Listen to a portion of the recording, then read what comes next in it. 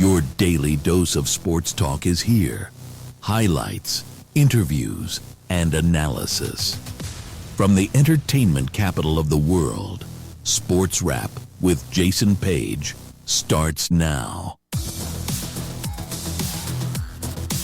Indeed it does, and great to have you with us on this Tuesday edition of the show with so much to do over the next 60 minutes. So much to discuss. Kurt Helin of Pro Basketball Talk at NBCSports.com will stop by the show, get his thoughts on Game 3 of the NBA Finals between the Knicks and Spurs. San Antonio picking up a huge win on Monday night. Sam Yarnell will weigh in as well. The Brendan Sorsby controversy continues to play out. The courts get involved. He's going to be allowed to play as of right now in 2026. There's still going to be more legal action around that. You've got teams in his conference threatening to basically boycott or pull Texas Tech off their schedule. What would that mean for that team? That's going to get a lot uglier before it gets resolved. I can promise you that. We'll get to that coming up a little later on in the program. Interesting story in odds and ends to talk about involving golf and a very young person you're going to see playing the U.S. Open this year. But how he got there and who helped him get there is an even more interesting story. We'll get to that coming up. There's baseball to talk about. What may have been the game of the year in Major League Baseball took place in a city that doesn't even have a Major League Baseball team yet. What am I talking about? You'll have to wait and see. But we start things out as we always do on this Tuesday edition of the show. It's time for the big story. And the big story today, presented by The Daily Wrap, SportsWrap with Jason Page's new Substack channel. If you have not checked it out yet, go and subscribe. It's free to do so. Just scan the QR code right there, and you'll be able to subscribe, get our daily newsletter for the show, a rundown of what we discussed during the program, brought to you by SportsWrap with Jason Page. It's The Daily Wrap. Go and scan that QR code and subscribe today while it's free. Game 3 of the NBA Finals. The build up to this. Look, as a lifelong Knicks fan, Patrick Ewing basketball autographed right behind me. As a lifelong Knicks fan, I've been waiting 27 years for the Knicks to host an NBA Finals game again. And here they were last night at Madison Square Garden with the opportunity to do that. But if you listen to this show yesterday, I don't often take the time in the big story to take victory laps and to beat my chest or pat myself on the back. But I'm going to do it today.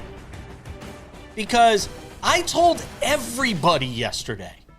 I said it in print. I said it on the radio. I said it on the podcast. I said it here on television. I told all of you the Spurs were going to win this game. Go back and watch the tapes. I felt very comfortable in that because this wasn't like a typical home game for the Knicks. This wasn't the homecoming you would typically have. The amount of pressure on the Knicks to perform in this game with the anticipation, the almost coronation-like atmosphere at Madison Square Garden, every celebrity known to man, the President of the United States, which is another topic for another time that we'll get into. I'm sure Sam will want to talk about it some as well. The Mayor of New York. All the luminaries on hand. You saw one of the Spurs players go flying into the lap of former New York City Mayor Michael Bloomberg, one of the richest men in the world who was sitting courtside at this game. It was a who's who. This was not a typical NBA basketball game where you got a smattering of celebrities and then the fans are there. This was a celebrity-laden crowd with people paying $5,000, $6,000, $7,000 per ticket. The anticipation and the hype and the buzz around this thing was Super Bowl-like. And it impacted the Knicks, and I knew it would. You would only be human if it did impact you. I don't think it's an indictment on the Knicks that it impacted them. It's a better situation for the Spurs to come into that at Madison Square Garden. Remember, they play in Oklahoma City where the buzz is there every night. And they won 2 games on the road there. Game 1 and Game 7. You think they were going to be intimidated coming into New York to Madison Square Garden to play the Knicks in that atmosphere last night? Hell no. They're too naive to even know what the hell is going on in that situation, how big the moment is. And that's a strength for this Spurs team. But for the Knicks, I've said this before, 53 years sitting on your shoulders, weighing on your back, every shot, every pass, every rebound, every dribble of the basketball, weighing on the Knicks. It's almost a disadvantage for them to be in that environment, at least for the first game of the 2 they have at home, games 3 and 4. Now, I think game 4, having experienced that, some of the buzz will diminish a little bit. There won't be the president there, and there will be a little bit more tension already built in coming off of game 3. I think they're going to be fine for game 4. I think they're going to be fine for game 4. I think the Knicks win game 4. But I think it's going to be another tight game. And the Spurs showed you they don't have any back down in them. This team is not scared of the moment. They might be a tad bit early to the party, as we have talked about, them being a year early. That a lot of people thought they were still a year away from being a championship team. But you saw late stages of that game last night. That team is learning on the fly. And it's one of the most remarkable runs to an NBA Finals for a team because you just literally watch them every game and they're processing everything that's happening in every moment. They deserved to win that game last night, and I'm not shocked that they did. Hey, you're up! Stanley Cup Final. Game 4 tonight in Las Vegas between the Golden Knights and the Hurricanes. What do they do to follow up what was a fantastic Game 3 in New York and what's been a fantastic first 3 games of this Stanley Cup Final? Some people saying the greatest Stanley Cup Final first 3 games. I'm dying to see. I'll be sitting on the edge of my couch watching here in Las Vegas, watching the game. For those of you that may be wondering why I don't go to the game, I don't like crowds. The older I get, the less I want to have to be jammed in with people. Even with press credentials. Just don't want to do it. I'll watch it at home with the rest of you fine folks. All right, Sam Yarnell is here. We'll talk about the NBA Finals in Game 3 with him next.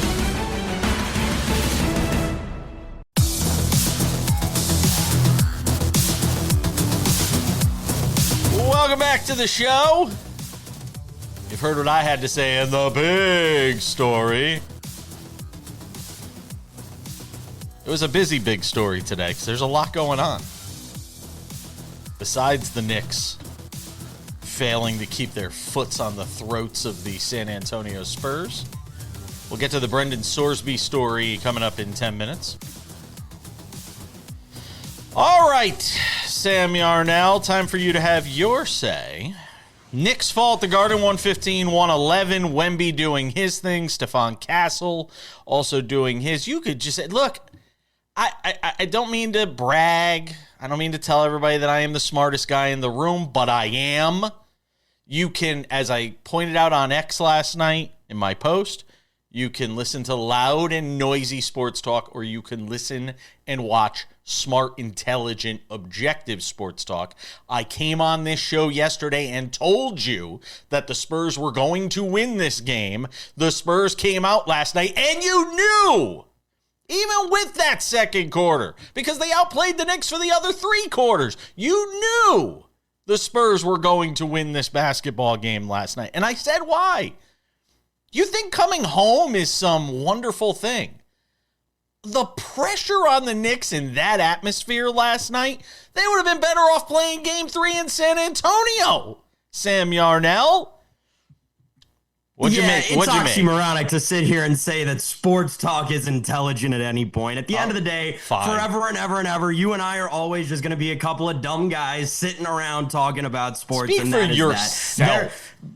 Intelligent sports talk is about as oxymoronic as jumbo shrimp.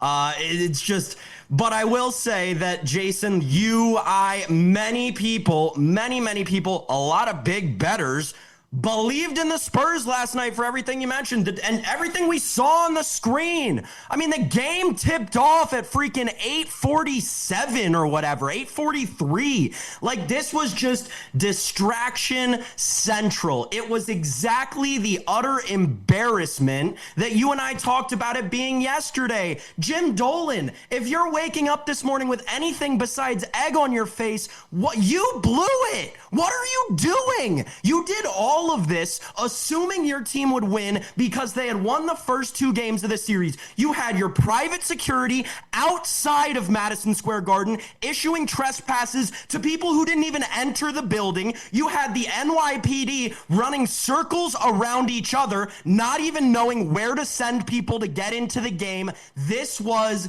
a disaster class of all disaster classes for the city of New York, and is all the fault of none other than James Dolan, and maybe you could sprinkle a little Adam Silver in there. Last night was an utter embarrassment for American police officers, American infrastructure, and arguably the greatest American city in the world, a lot of people would say, in New York City. It was crazy to watch everything unfold, not only on the TV, but also on social media. It was awful last night in Manhattan. Sam lost an ear pod. He got so broken up. Don't worry, I'll take you off camera if you want to grab your ear pod there for a second.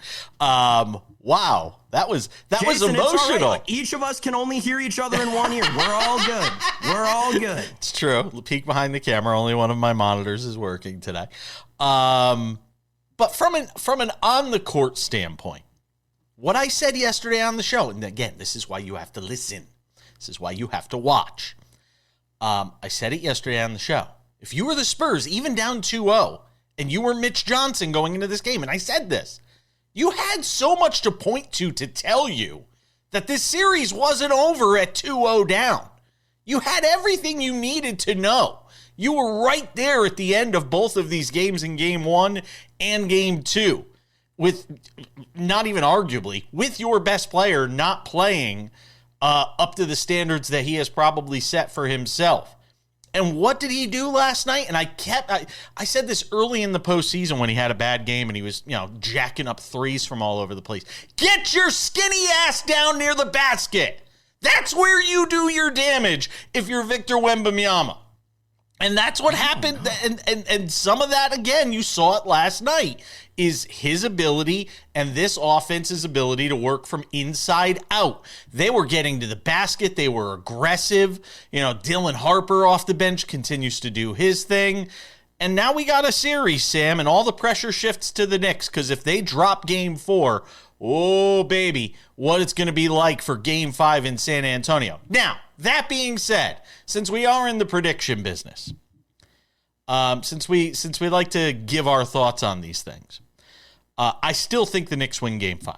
With all of that being said, I think the Knicks win Game 5. They're, by the way, 1.5-point favorites, which is what the number closed at yesterday. It was 2.5 when we were on doing our show in the morning.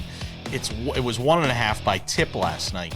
Right now, it's Knicks minus 1.5 for Game 4 of this series at Madison Square Garden. I think the Knicks win Game 4. I think they lose Game 5. I think they win it in 6, which is what I predicted to begin with. Vegas is a lot. First of all, the Wemby thing. I mean, part of the dagger that the Spurs, used to kill the Knicks last night was that and 1-3 from Wemby at the top of the key. The thing was absolutely ridiculous. Like, as much as yes, he does need to get inside. There is, and I heard.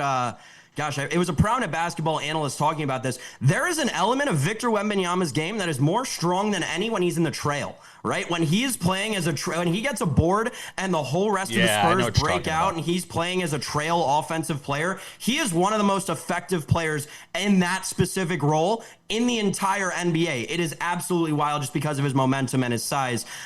Looking ahead to the next game, listen, I'll just say this. through the first 3 games of this NBA Finals, Vegas has gotten absolutely torn apart. Vegas has gotten absolutely destroyed because the dogs have been public every single time, and so far the dog has won all 3 games in the series. That is going to flip eventually. My guess is there's been early sharp money coming in for Game 4 on New York. My guess is that spread closes somewhere more like 2.5, maybe even around 3, and then you see the Spurs come in over the top. Eventually, Vegas is going to have to make their money. I'm not sure where it is, Jason, but so far they are not doing well in this finals, and that has to turn around eventually. Maybe Game 4 is where it starts and the Spurs win and tie this thing up. If they do that, they're back to favorites in the series, and they might be substantial ones. One last thing. The free throw disparity in the second half that Mike Brown brings up is a valid point because both teams are playing incredibly physical, and only one was getting the whistle last night. Let's just say it, Sam. No, let's call it what it is. It's residual anger about the wannabe foul from Victor Wembanyama on Jalen Brunson, which just simply wasn't a foul. And it's also residual anger that Jalen Brunson was called for a flagrant when he very much deserved a flagrant. We will agree to disagree. The Brendan Sorsby controversy is next.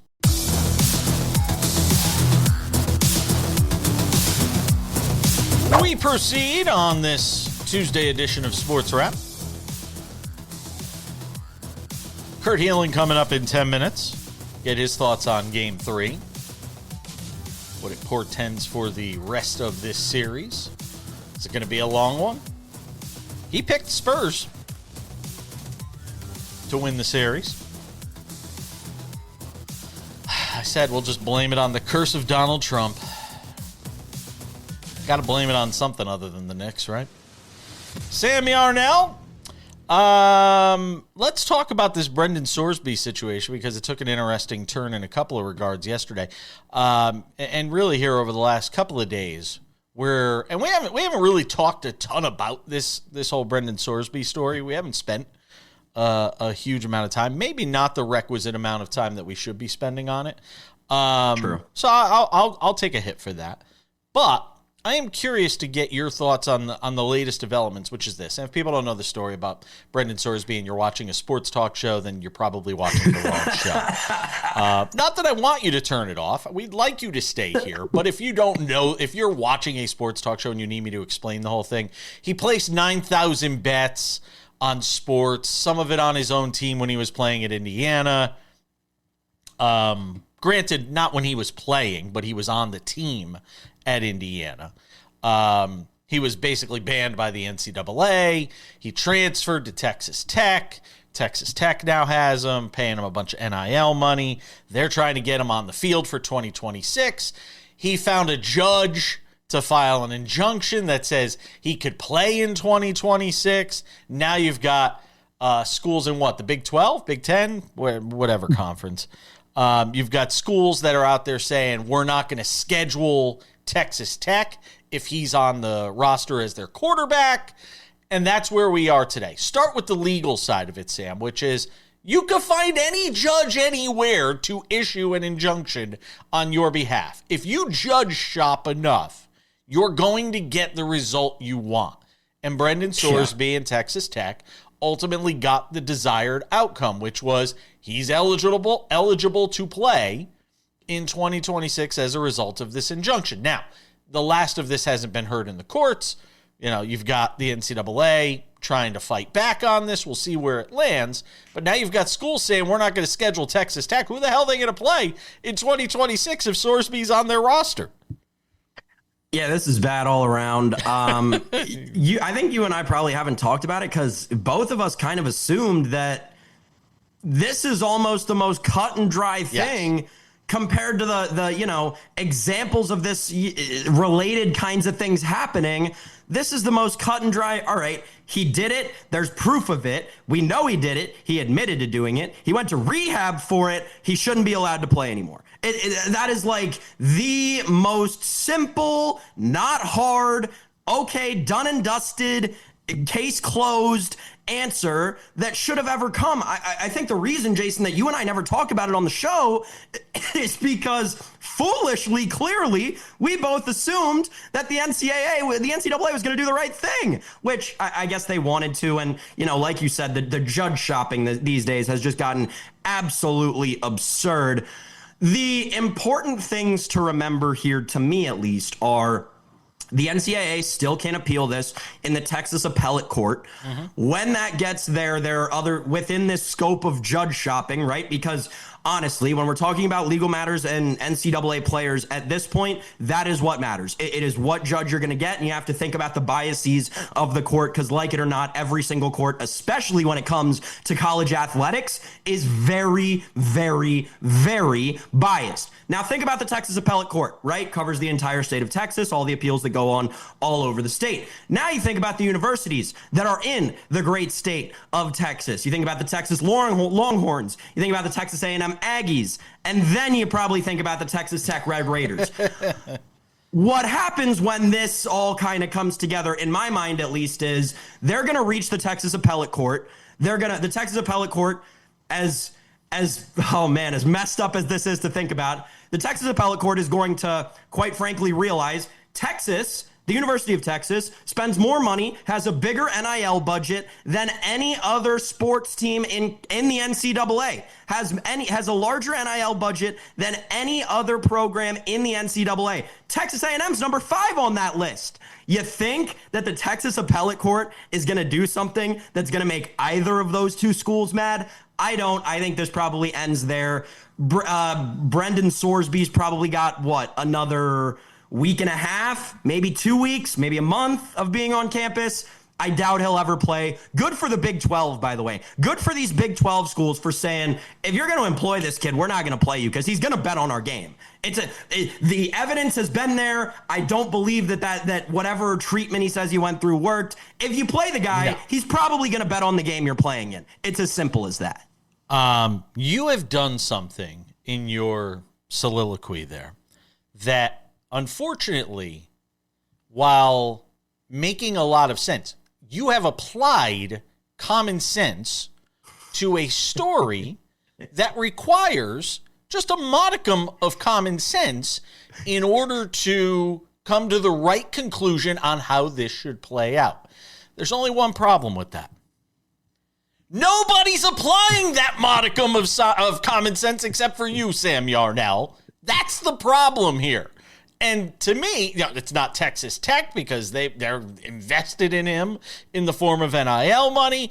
It's not this judge that decided to come in and say, yeah, you know what? So what? You gambled on sports. Tyrann Mathieu, by the way. I love Tyrann Mathieu. He posted, the Honey Badger? Wasn't he the Honey Badger, right? Yep. Posted something on social media today. He said, hey, I only played 2 years of college football.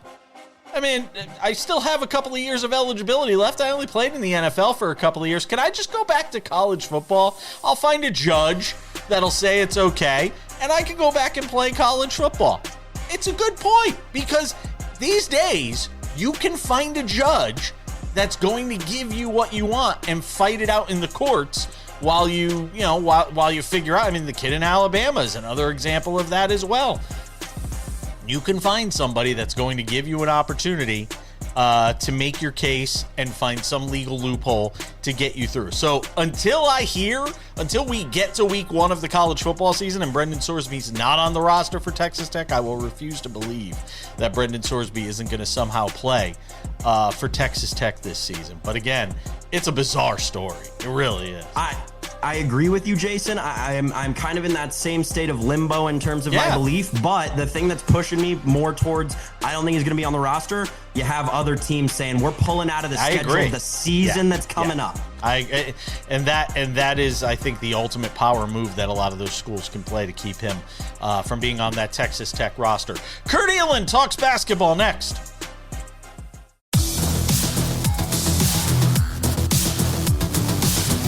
Welcome back to the show.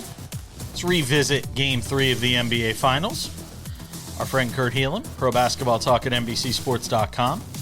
This is not officially the NBA Weekly. We're just putting you in the SportsWrap spotlight today. Oh, I am honored, always happy to be on. So somebody has to say yes. All right, Game 3 NBA Final. Kurt, I told you yesterday. Come on, own it. I called it. I said I'm taking my victory lap today because I knew the Spurs were going to win this game. And tell me if you agree with this idea. There's almost more pressure coming back home for the Knicks in that environment than there is playing on the road. You know what you're getting playing on the road. There's going to be fans booing and this and that. That scene last night was unlike anything we've seen at Madison Square Garden in my lifetime, and I'm 48 years old. Okay? Not even against Jordan's Bulls. None of that was like what we saw last night. There was almost an expectation level that it was the start of the coronation here for the Knicks. And the Spurs were like, not on our watch. What did you get? What was your big takeaway watching that Game 3 Spurs win last night? I think you're onto something in this sense. I thought the Spurs were the more poised team. I mean, New York made its run in the second quarter. They outscored them 42-24, had the big up 7 at the half, but led by more than that at points. Like, you could see them, and then the Spurs, we're watching them in these playoffs grow up before our eyes, which is terrifying, by the way, if you talk to other execs who are now like, how do we deal with Wemby in 3 years? But aside that whole conversation, you could see them like, all right, we just got to get back to what we're doing. They were Knicks fans are complaining vehemently about the officiating, and I don't think it was a well-officiated game. They can get into it, but hasn't been a well-officiated series, Kurt. But the Spurs got those foul calls because they went into the paint. They were the ones attacking. They were the ones not settling for jumpers. The Knicks were the ones settling outside of OG. Anunoby was great, but they settled too much, and then they did what Landry Shamet did and chose poorly when they chose to drive. You've got to. The Spurs were the more aggressive, more poised team last night, and that got them a W. And I think did the atmosphere have something to do with it? Maybe, like you said, just the energy around the building, and like you said, I believe they hadn't lost since April. There was an expectation of just, we're going to roll through this thing. We are the best team.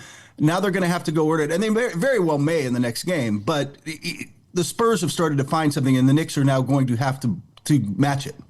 Mike Brown post-game talking about the officiating. He was not happy. Opportunities for fouls to be called, to at least try to even the free throws out. Now, we didn't play good. San Antonio played great. We could have played better. There were a lot of things that we didn't do that we did in Game 1 and Game 2. But to go 24 free throw attempts in a second half, that's 48 for the game if you think about it the way that they called that second half, compared to 8. All the shots we took, we got fouled 4 times, roughly, for 8 free throw attempts. Again, I don't complain much. I never thought I'd see that in an NBA Finals game.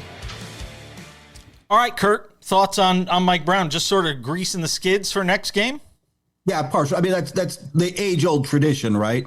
And I know Knicks fans are mad today. By the way, on a personal note between you and I, Jason, I find nothing more tedious and boring in professional sports as a fan than watching the losing team's fans complain about the officiating after every loss because it's never their team. It's the officiating. So I think Mike is trying to do that. I think the Spurs, like I said, they were the more aggressive team in this one. They got to the line more, and Knicks fans were frustrated with the calls. By the way, Wemby probably should have got a technical, although Brunson's like grabbing his without jersey. question, he should have gotten a technical there. I had no problem with the Champagne call when he trucked him. Agreed. I thought that was right. I thought that was the right call. So, like, we could go back and forth about individual calls, but on the whole theme, he's just trying to get it. He's trying to do it. Look, I'll take the fine if it gets us. It just goes back to Phil Jackson did this. You would know. I wasn't around when Red Auerbach was coaching, Jason, but like I'm sure he did that. Like this is something that goes way back. So I think he knew what he was doing, and we'll see if his team responds to that in Game 3 and they start getting back to who more they were in the first 2 games. I like the Knicks in 6. I still think I think it lays out now better for Knicks in 6, given the fact that I think they win Game 4, lose Game 5 in San Antonio, come back to the Garden and win it. in 6. Based on what you've seen over the first 3 games, still feel the same way about your prediction? Spurs in 7. I think I told you when I said that Knicks in 6 was a possibility. I think that's still the more likely outcome now. But I think we learn a lot in the next game. I think we see whether there is another level. That was, the other takeaway from this game for me was how good Stephen Castle was after being not good at all in the first 2 games. Yeah.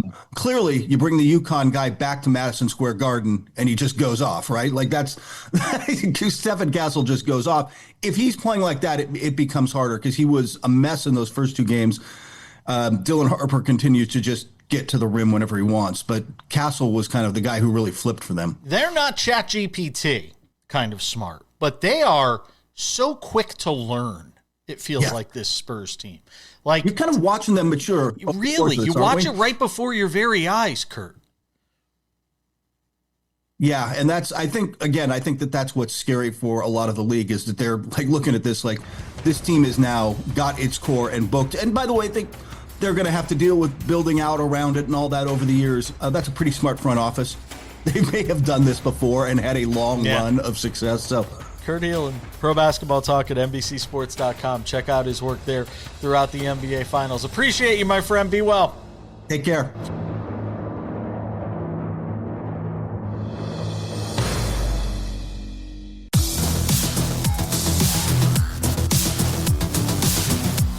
Coming up in 10 minutes, it's odds and ends. And what a cool story. It's going to be a 17-year-old playing at the U.S. Open. And he did it through qualifying. Miles Russell, who's gotten some sponsors exemptions on the PGA Tour this year. Guess who caddied for him at his run through qualifying? You got to hear this story because it's bonkers. We'll get to that coming up. Who would have thought?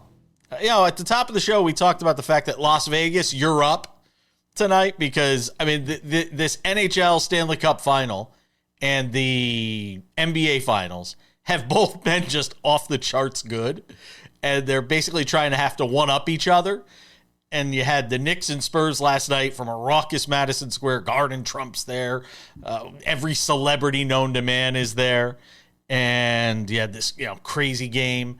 And then you have what's been going on in the Stanley Cup final. Who would have thought the game of the year in Major League Baseball would have come from a city that doesn't even have a Major League Baseball team? Las Vegas. Total gong show. On Monday night in Las Vegas with the Brewers and A's playing the first ever Major League Baseball game in the city of Las Vegas, regular season, that is.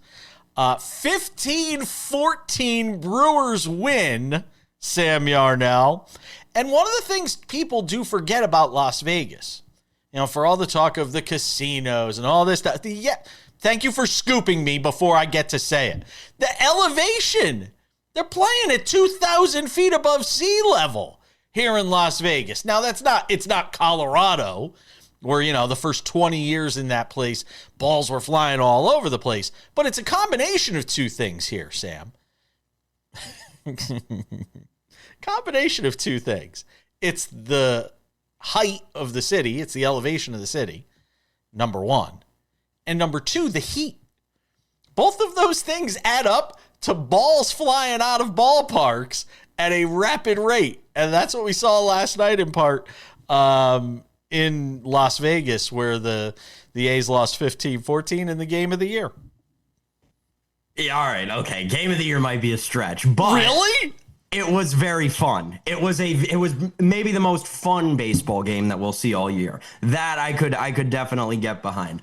Any baseball game that has 29 runs in it, I'm going to love, objectively, especially one that's 15-14 as opposed to like 26-3.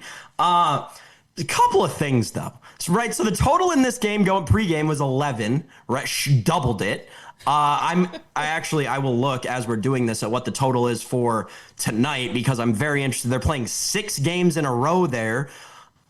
Jason, I'd be lying if I weren't sitting here and I didn't say there's got to be somebody in that Major League Baseball office that's saying, hold on a second, we're really going to let these people move to this city? 13, by the way. 13 is the total for tonight.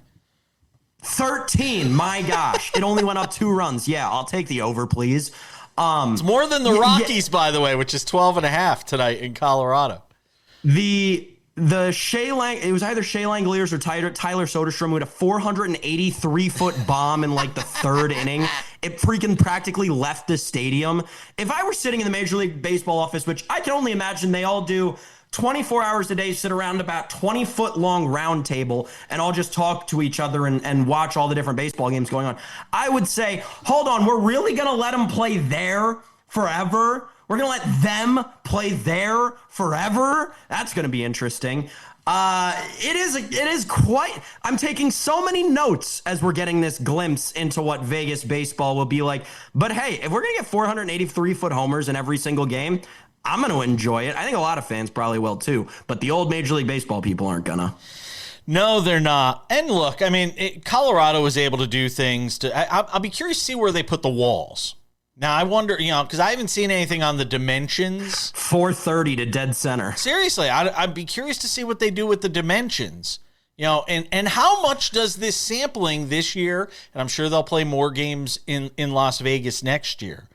I'm curious to see what the, sort of the layout of the ballpark is. When you see the sorts of numbers, again, these gaudy numbers, and who knows, maybe tonight it's 3-2 and this was all an aberration. I don't know. That's a possibility too, but look at some of these numbers. Langoliers 3 for 7. Kurtz 2 home runs. He played in that ballpark before. 3 for 6. I mean, some of the gaudy numbers. Tyler Soderstrom 3 for 4, 2 home runs. You had 2 guys on the A's with 2 home runs each. You had 4 different guys with home runs for the Brew Crew in this game. By the way, Brewers are 41-23. We're talking about all these teams in Major League Baseball. Brewers are 41-23 on the season. A's, by the way, dropped to 31-35. They've come back down to earth a bit here recently, but it's gonna be fun in that ballpark. I think they play Colorado for the second 3 games. Later this week, so you're gonna get a chance to run up some totals there at the Las Vegas ballpark. It's gonna be fun though. And I mean, look, Las Vegas has got it going on. I mean, people are all excited about Fernando Mendoza. I'm not as much because I'm a realist and I believe that he's not going to be as good as a lot of people think he's going to be. But you got Fernando Mendoza, you've got the Aces who are a championship team. You've got the Golden Knights who are on the precipice of winning another Stanley Cup. You've got Major League Baseball coming here in a couple of years. We're literally watching the ballpark rise up from the ground right now. They're putting the roof on. Exciting times, man, in Las Vegas. And 29 runs will also get people excited, Sam. You got 10 seconds. Roof on that? There's not a roof on the Aviator Stadium, is there? No roof on the I wonder if that affects those home runs at all. Yeah, it's possible. Odds and ends. We'll wrap it up next. We'll see Sam tomorrow. Bye-bye.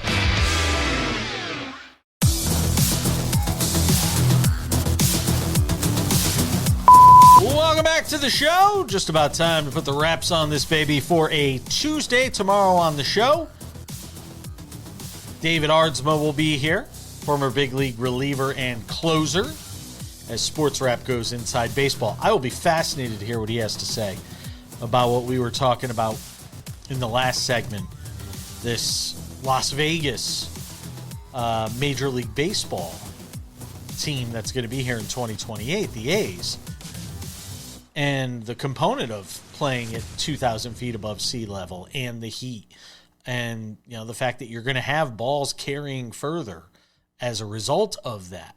And again, unlike Colorado, which don't get me wrong, gets hot during the summer, it's nothing like Las Vegas.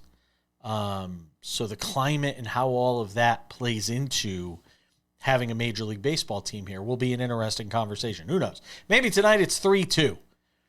But last night it was 15-14. A couple of reminders before we go. The Sports Wrap with Jason Page podcast is the place to find all things Sports Wrap with Jason Page on the audio side of things. This new audio, I shouldn't say new, this audio podcast, which we've had going on for a while now, is fantastic. It is the Monday through Friday audio version of this show. Also, extended conversations are available there that you can't get when we're here on television. Or if you're watching us on YouTube, sometimes we have audio versions of the show available just on the podcasting side. Subscribe to the Sports Wrap with Jason Page podcast. That's my long-winded way of saying. Subscribe to the Sports Wrap with Jason Page podcast today on any of your favorite podcasting providers. All right, the Sports Wrap with Jason Page YouTube channel, that is the place to find all things Sports Wrap with Jason Page. Monday through Friday, TV version of the show is available there, 45 minutes, commercial-free, waiting there for you. It's great. Sports Wrap shorts are there. Sports Wrap originals are there. Extended conversations, the whole bit. Sports Wrap with Jason Page podcast and the Sports Wrap with Jason Page YouTube channel. But wait, there's more. Ladies and gentlemen, may I introduce to you the Sports Wrap with Jason Page website. SportsWrap.tv is the place for all things Sports Wrap with Jason Page on the web.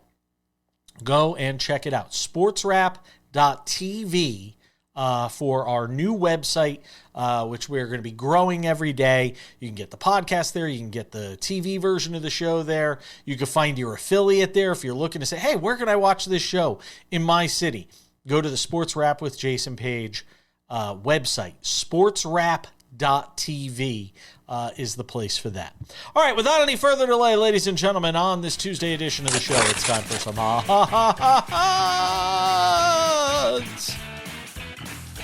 and ends. Odds and ends. 17-year-old Miles Russell on your screen. The young man has qualified to play in the U.S. Open at Shinnecock Hills. You may recall he was the youngest ever to make a cut on the Korn Ferry Tour. I think he's played a couple of PGA Tour events as well on sponsors exemptions. You could tell he still has like a lot of growing to do into his body. So the fact that at 17 this kid was able to qualify for the U.S. Open is amazing. Here's what's cool. Wait to see who comes in and gives him a hug. That's not fellow playing competitor Charlie Woods. That was caddy Charlie Woods. Tiger Woods' son Charlie is apparently really good friends with Miles Russell. And he caddied for Miles Russell in this USGA qualifier to try and get into the U.S. Open. Now, I don't think in his right mind, Miles Russell's going to take a fellow teenager and say, hey, caddy for me at the U.S. Open at Shinnecock Hills. Because I don't know how much background Charlie Woods has, if he's ever played Shinnecock Hills. You want to go and get some experience on the bag. But boy, would it be cool if Charlie Woods was the caddy for Miles Russell, these two teenagers at the U.S. Open coming up at Shinnecock Hills. How cool would that be? I don't think it'll happen. I haven't heard anybody ask. Maybe this has been asked and answered by Miles Russell. I'm not exactly sure. But how cool would it be if Miles Russell said, hey, Charlie, you helped get me here. Let's go. You're going to be my caddy for the U.S. Open. Pretty cool story. Odds and ends. Caitlin Clark calling game last night on the road in Washington against the Mystics. And it's good. It's good. It's all good. Just 1.2 seconds remaining on the clock. That was the game winner as the Fever hang on to beat Washington 78-76. Caitlin Clark just continuing to do cool things on the basketball court. It's kind of early in this WNBA season, and frankly, with the NBA Finals being so good and the Knicks being involved, and the Stanley Cup Final being so good, and everything that's been involved with the Golden Knights and the Hurricanes, it's hard for the WNBA right now to gain the traction it should be getting. I don't know what the ratings are like. I can't tell you how many people are watching on a night in, night out basis, but it's asking a lot for the WNBA right now to get the eyeballs that you feel like it should be getting, but probably isn't. It's going to do it for us on this Tuesday edition of the show. Thank you to Sam Yarnell for hanging out with us, Kurt Helin as well, all of you at home for watching. Enjoy the Stanley Cup Final Game 4 tonight. We'll have a recap and reaction tomorrow. Until then, I'm Jason Page. That's Sports Wrap. Bye-bye. Mitchell here is going to get a stagger off of Boston at home. Mitchell comes off the screens, but so does Clark.